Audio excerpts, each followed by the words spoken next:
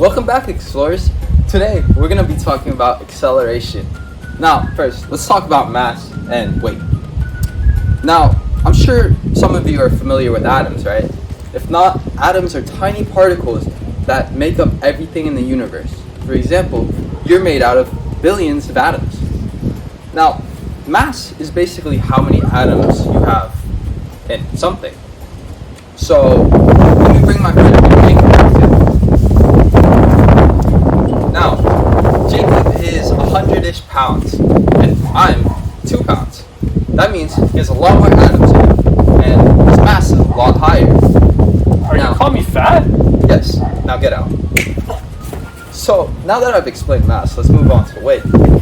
Weight is the force of gravity, and it's influenced by mass. If you have a higher mass, you have a higher weight.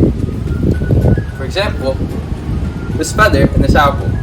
We can tell the apple probably has more weight and more mass, right? So, if I drop them both, the apple falls much faster. Now, who found out what weight was? What actually is weight?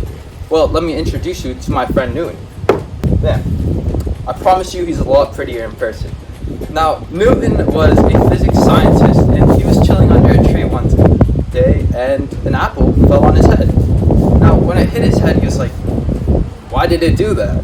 Well, that's because there's a gravitational force acting on the apple, which is F equals ma.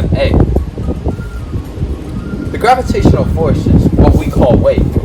So, force equals weight, mass is m, and that leaves acceleration. Now, what is acceleration? Let me clear the board. There. So, acceleration is written as a, and what it is the change in velocity over time.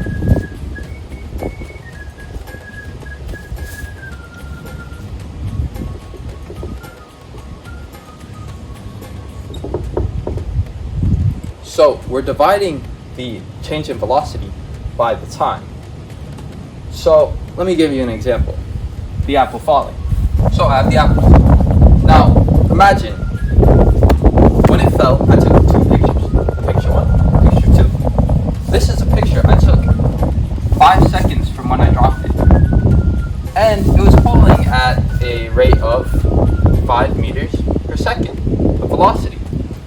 Now, the second picture was taken at 15 seconds from now. And it was falling at a velocity of 105 meters per second. Now, the change in velocity, how we find that is we should subtract the last one by the first one over the last time minus the first time.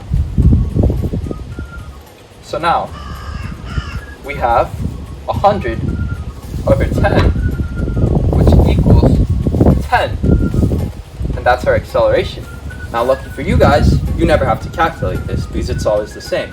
Because there's this thing called gravity, which is the acceleration of falling objects. It's written as g, and it will always equal 10 on Earth. Alright guys, that's it for now.